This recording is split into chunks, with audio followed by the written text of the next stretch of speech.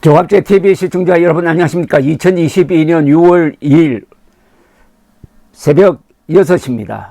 현재 경기도지사 개표는 개표율 98.69%에 김동연 후보가 49.03%의 득표, 김은혜 후보가 48.93%의 득표, 그 차이는 0.1%입니다. 0.1%포인트로 김동연 후보가 이기고 있습니다. 그 차이는 약 5,800표 차이입니다. 이제 이걸로 김동연 후보가 당선 확실해졌습니다. 개표율 96%까지는 김은혜 후보가 이겼습니다. 그러다가 사전투표 함이 쭉 열리는 그 추세를 따라서 좁혀지고 하다가 막판에 역전이 되어서 결국 0.1%포인트, 조금 있으면 또 벌어질 겁니다만은 이미 결론이 나왔습니다. 김은혜 후보가 정말 끝까지 버텼는데 결국 사전투표 때문에 졌습니다.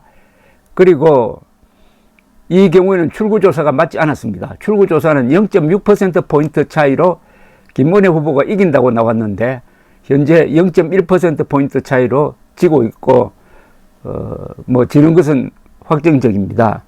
그런데 여기 강용석 후보가 54,000표를 가져갔습니다. 0.95%를 가져갔습니다.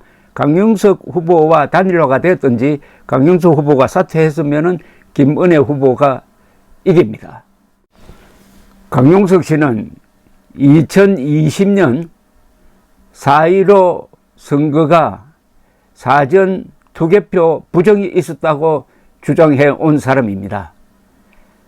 그걸로 해가지고 이름을 더 높였어요. 사전투표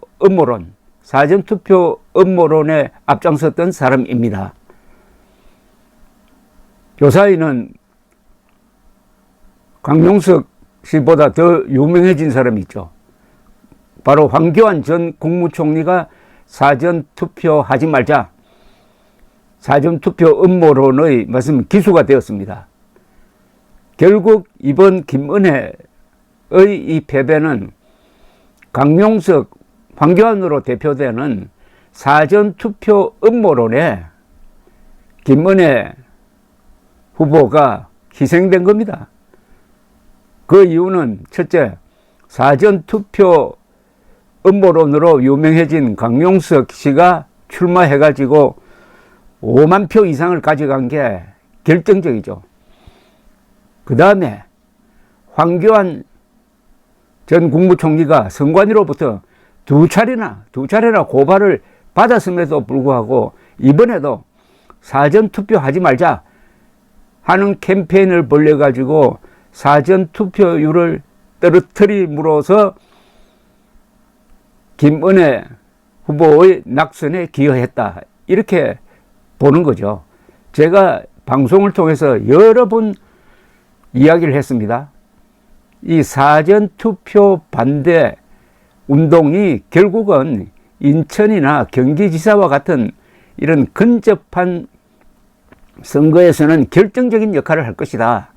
여기에 대책이 있어야 한다. 황교안 때문에 지난 3월 9일 선거도 질 뻔했는데 똑같은 일이 이번에는 인천, 경기에서 일어날 가능성이 있다고 제가 여러 번 이야기를 했습니다. 그러면은 저를 욕하는 사람이 많았습니다. 부정선거 확실하지 않느냐? 뭐가 확실합니까? 4.15에 무슨 부정선거가 있었습니까? 투개표 부정이 있었습니까? 있다고 믿는 사람이 너무나 많았습니다. 그래서 투표율을 떨어뜨려 가지고 지난 3월 9일에 윤석열 후보가 질 뻔했습니다. 다 이긴 선거를 질 뻔하는데 1등 공신이 사전투표 음모론자였습니다.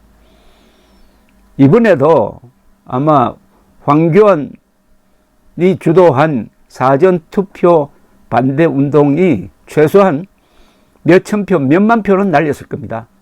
경기도에서. 더구나 사전투표 부정 음모론의 기수인 강용석 씨가 출마를 해가지고 5만 4,208표 정도 됩니다. 현재 0.95%를 가져감으로써 김은혜 후보의 낙선에 기여했다. 제가 이 점을 강조드리는 것은 결국은 사전투표 음모론을 국민의힘이 방치함으로써 이런 자업자득의 패배를 본 겁니다. 경기도 지사에서 이겨서 해야 했습니다. 그러면은 이번 지방선거는 완벽한 싹쓸이가 됩니다. 그런데 김동연 후보가 당선됨으로써 민주당이 기사회생할 수 있는 기반을 하나 만들어준 것 매우 안타까운 일입니다. 그리고 이재명이 재개할 수 있는 기반을 만들어준 것, 이거 나중에 크게 후회할지 모릅니다. 김은혜 후보가 강용석과 왜 단일화를 안 했느냐 하고 비판할 수 있지만 저는 그건 비판 대상이 안 된다고 봅니다. 음모론자와 단일화는 불가능합니다. 이렇게 해서 제가 예언한 대로 사전투표 부정 음모론은 보수를 분열시켰습니다. 그리고 보수를 우습게 만들었습니다. 좌파는 황교안 씨의 그런 사전투표 반대 운동에 아마 속으로 미소를 지으면서 구경하고 있었을 것입니다. 보수의 수치가 바로 사전투표 음모론이었습니다. 보수의 수치. 황교안이 바로 보수의 수치입니다. 그런데 이렇게 중요한 선거에서, 이렇게 중요한 대목에서 결국 사전투표 음모론은 김은혜 후보를 잡아먹고 말았습니다. 그래하여 국민의힘의 압승에 흠집을 하나 내었습니다. 그렇다고 해가지고 국민의힘이 압승 아닌 건 아닙니다. 그러나 압승 정도를 넘어서 역사적으로 민주당과 586 운동권을 끝장낼 수 있었는데 그 마지막 점 하나 피어리 얻어 찍는 데서 실패했습니다. 그동안 국민의힘이 사전투표 음모론은 잘못된 것이다, 거기에 넘어가면 안 된다라고 국민들에게 한 번도 제대로 홍보하지 않았습니다. 사전투표론자들이 워낙 극성이니까 그 눈치 보다가 결국 이런 화를 자초했습니다. 국민의힘 그 전신인 미래통합당의 비겁함이 이런 결과를 만들어내었다 하는 것을 제가 강조드리고 싶습니다. 물론 이번 지방선거는 국민의힘이 압승입니다. 17서의 광역단체장 선거에서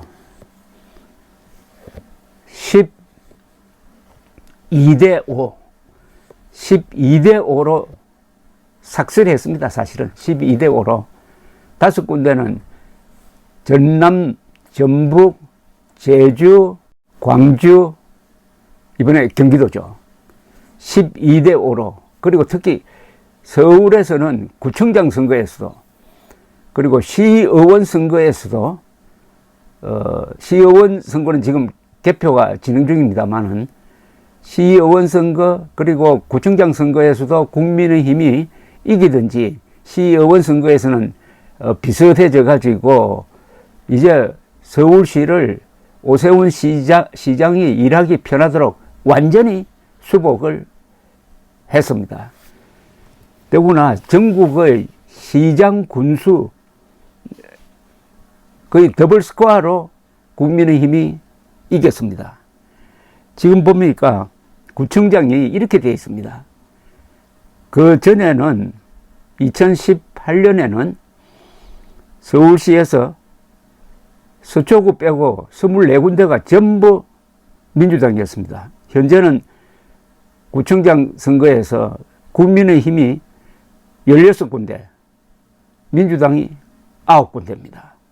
어마어마한 차이입니다. 그리고 시의원 선거에서는 2018년에는 110명 중에 102명이 민주당이었습니다. 현재로 시의원 선거에서 국민의힘이 약간 앞서는 것으로 나와 있습니다. 또 보수가 분열해서 조희연 좌파 교육감이 3선을 하는 걸 방치를 했습니다.